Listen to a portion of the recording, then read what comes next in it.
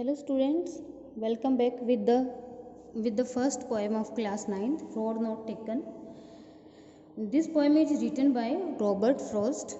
देखिए बेटा, ये जो पोएम है ये बहुत ही इम्पोर्टेंट पोएम है और बहुत ही अच्छी एक मॉरलिटी, एक जो शिक्षा या एक तरीके से हमें इंस्पायर कर रही है कि हमें किस तरीके से अपनी लाइफ में अपने जो चॉइस हैं उनको किस तरीके से हमें लेना चाहिए। अगर हमारे पास अल्टरनेट ऑप्शंस आते हैं तो हमें किसे सिलेक्ट करना चाहिए और कैसे सिलेक्ट करना चाहिए।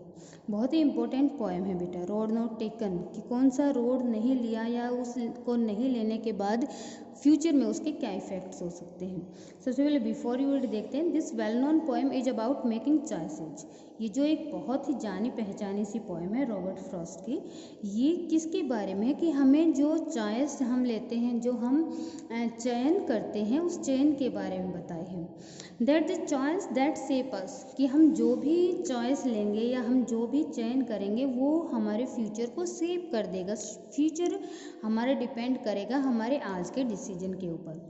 Robert Frost is an American poet हैं और हु राइट सिंपली, बिल्कुल सिंपली साधारण तरीके से वो लिखते हैं, बट इंसाइटफुली लेकिन अंतर मन की बात उनकी पोएम्स में आती है। About common and ordinary experiences, उनके जो साधारण और जो ऑर्डिनरी एक्सपीरियंसेस हैं उनके बारे में उन्होंने ये पोएम लिखी हुई है। और ये पोएम आपको क्या करे कि आप कोई भी डिसीजन ले, आपका फ्यूचर डिपेंड्स करता है किसके ऊपर, आपके आज के निर्णय के ऊपर। इसीलिए कभी भी कोई निर्णय लिया जाए वो निर्णय बहुत ही ध्यान से सोच समझकर, by taking time we should think twice at our decision. Let us start our poem. Two roads diverts in yellow wood, कि दो जो रोड हैं डाइवर्ट्स करना, मुड़ जाना, कहाँ पर मुड़ जाते हैं, इन येलो यानी कि पीला, वुड यानी कि यहाँ पर वुड का मीन्स होता है एक तो लकड़ी, यहाँ पर वुड का मतलब है फॉरेस्ट। एक जो पीला पड़ा हुआ फॉरेस्ट है, पीला पड़ा हुआ का मतलब क्या है कि यहाँ पर ऑटम सीजन है, पतझड़ का मौसम है। पतझड़ के मौसम में जो फॉरेस्ट है वो कैसा दिख रहा है, येलो दिख रहा है, बिल्कुल पीला दिख रहा है। इसलिए आपको येलो वुड एक्सप्लेनेशन मांगी जा सकती है, तो आपको बताने कि it is autumn season in forest. कि दो रास्ते जा रहे हैं कहाँ पर, इन येलो वुड यानी कि एक पीला पड़ा हुआ जंगल है और वहाँ पर उस रास्ते में वहाँ पर दो रास्ते जो हैं वो जा रहे हैं और वो दोनों रास्ते क्या हैं, एक ही रास्ते से होकर जा रहे हैं। और पोइट क्या कह रहा है, sorry I couldn't travel both. अब पोइट सॉरी है कि मैं दोनों रास्तों पर एक साथ नहीं चल सकता। एंड बी वन ट्रैवलर, और उसने रीज़न बताया, उसका रीज़न क्या है, क्योंकि मैं एक ही ट्रैवलर हूँ, एक ही चलने वाला हूँ, एक ही क्या हूँ, राही हूँ, तो इसलिए मैं नहीं चल सकता दोनों रास्तों पर। लॉन्ग आई स्टूड, इसीलिए मैं जहाँ पर उस पॉइंट पर मैं खड़ा रहा काफ़ी देर तक, long I stood and looked down one as far as I could, और इसलिए एक रास्ते को देखने लगा और तब तक देखा जब तक कि मैं उसको काफ़ी टाइम तक उसको देखते रहा, जहाँ तक कि to where it bent into the underground, कि जो पहला रास्ता है वो कहाँ पर, अंडरग्रोथ यानी कि जहाँ पर टर्निंग पॉइंट आता है उसका, अंडरग्रोथ जहाँ पर बशेज हैं, झाड़ियाँ हैं, वहाँ पर जाकर जब तक वो रास्ता मुड़ नहीं जा रहा तब तक मैं उस रास्ते को क्या करता रहा, देखता रहा। And took the other just as fair, फिर मैंने देखा कि जो दूसरा रास्ता है वो भी बिल्कुल वैसा ही है। Having perhaps the better claim, लेकिन जो सेकंड रास्ता है उस रास्ते का ज़्यादा दावा बनता है क्या करने का, कि उस रास्ते पे से जाया जाए।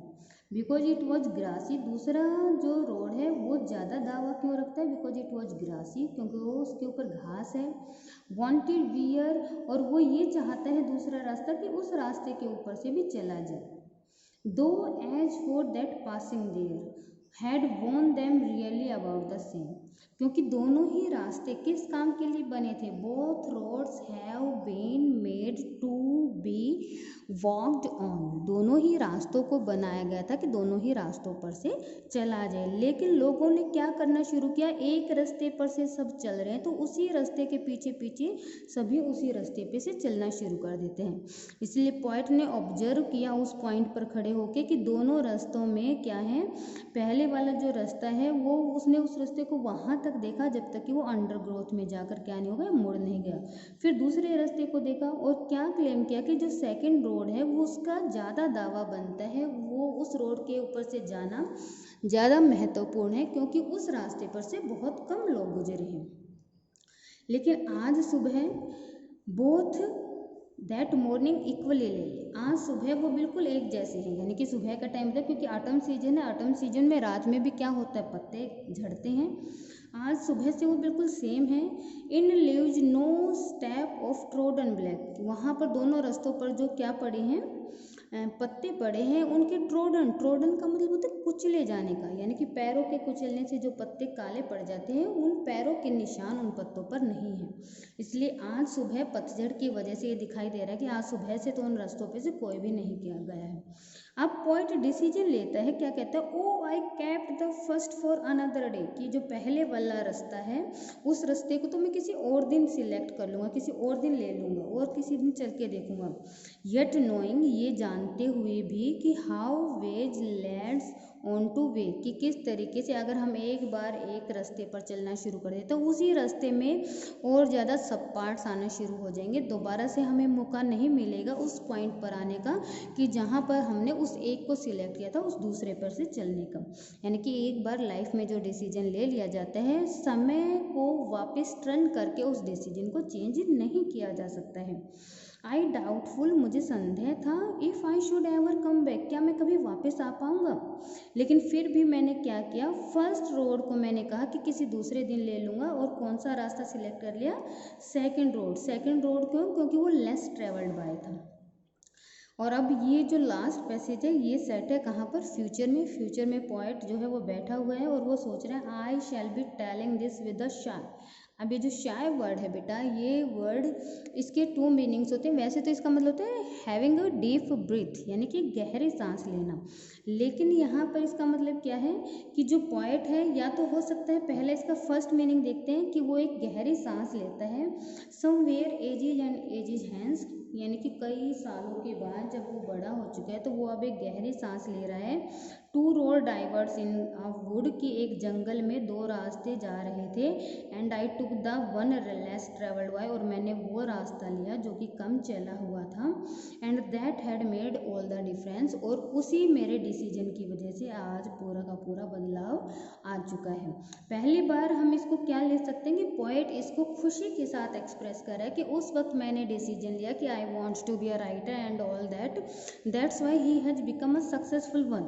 और पोएट हमें ये प्रेरणा भी दे रहा है कि हमें अपनी लाइफ में चैलेंज अगर हमारे सामने आते हैं तो हमें चैलेंजेस से मुंह नहीं मोड़ना चाहिए, बल्कि उनका डट कर सामना करना चाहिए।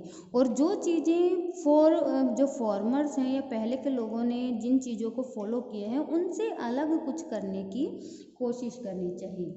और एक सेकंड वन क्या है कि आप इसको कह सकते हैं the poet has been regretted, poet को क्या हो रहा है, पश्चाताप हो रहा है कि उस वक्त उसने क्या किया, एक लेस ट्रेवल्ड रोड लिया और उसकी वजह से अब उसके लाइफ में ही हैज़ नॉट क्या है, सो इकोनॉमिकली स्ट्रॉन्ग, जितने ज़्यादा पैसे नहीं हैं, ही इज अ पेटी राइटर, एक राइटर है। लेकिन यहाँ पर रॉबर्ट फ्रॉस्ट क्या है, बहुत ही फेमस और सक्सेसफुल राइटर रहे हैं बेटा। तो आप इसके लिए क्या लिख सकते हैं, he appreciated his decision which he take क्या है, the time earlier in the past, जो उसने पास्ट में जो भी डिसीजन लिया वो उसको अप्रिशिएट करता है, खुशी के साथ बता रहा है कि मैंने उस वक्त जो डिसीजन लिया, वो जो चैलेंज मैंने एक्सेप्ट किया, उस चैलेंज की वजह से आज मेरा जो जीवन है वो पूरा का पूरा क्या है, बदल चुका है। इस पोएम की देखिए बेटा राइम स्कीम बिल्कुल सेम है, जो फर्स्ट स्टैंजा की वही लास्ट तक बनेगी, ए बी ए बी। जो लास्ट वर्ड है उनकी साउंड के ऊपर डिपेंड करती है हमारी राइम स्कीम।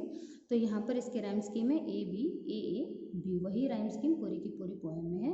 तो लास्ट में इस क्वेश्चन को आप दोनों तरीके से लिख सकते हैं, acceptance of challenging in life is very important, but whenever the time comes when we have to select one thing out of 2, at that time we should take our time, हमें अपना समय लेना चाहिए, अच्छे से दोनों पक्षों को जांच परख कर अपना निर्णय लेना चाहिए। जल्दबाजी में लिया गया निर्णय आपको कभी भी क्या नहीं कर सकता है, सफलता की तरफ नहीं लेके जाएगा। तो इसीलिए जब भी आपको डिसीजन लेना हो कोई भी, तो वो आपके डिसीजन जो होंगे वो आपके फ्यूचर को शेप करेंगे, आपका फ्यूचर आपके उन्हीं डिसीजंस पर डिपेंड करेगा। So when you get the chance to select one thing or when you get the chance to make a choice, then take your time, don't make your decision in to and fro. अफरा तफरी में decisions नहीं लेने चाहिए, यही इस poem का message है।